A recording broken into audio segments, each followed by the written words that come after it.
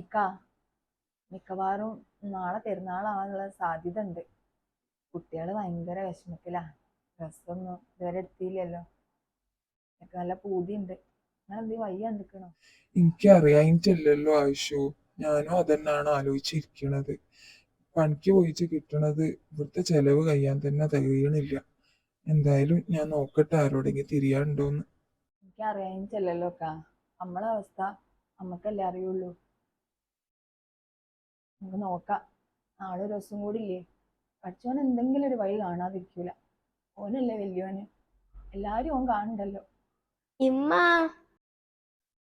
സൗദാത്ത തന്നതാണ്, നിങ്ങക്ക് തരാൻ പറഞ്ഞതാണ്.